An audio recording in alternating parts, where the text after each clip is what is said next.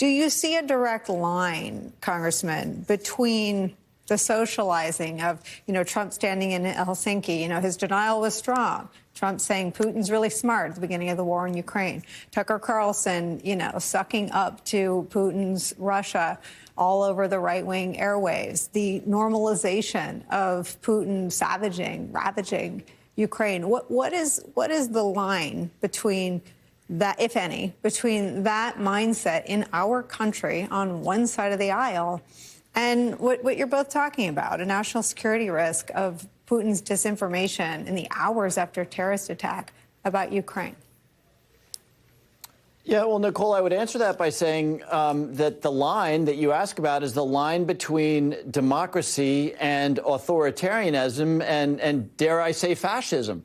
And look, we need to remember, as the ambassador was saying, how heartrending it is to see Americans buy into the lies of Vladimir Putin that this terrorist attack was undertaken by Ukrainians. We should not begin to believe for one second that we're unique amongst democracies and that we don't have a fascist strain. We do. Look, that strain varies between slightly larger in places like France and the extreme wing of the National Front. Even Great Britain, which I usually think of as sort of resistant to fascism, had Oswald Mosley in World War II.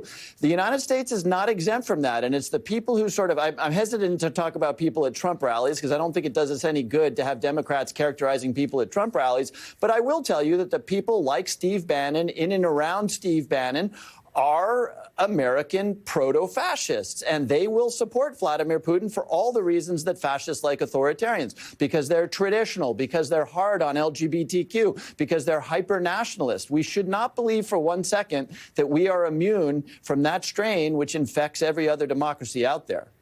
Ambassador McFaul, I think it was years ago now, maybe 3 years ago, when you said on this program that we need to, just as the congressman is saying, look not just at the struggles between democracies and autocracies, but the struggles within our countries between the pull of democratic values and autocratic tools and practices. And I wonder, it feels like in the last 3 years, the side pulling toward autocracy and pulling toward the world's most brutal autocrats has gained some strength.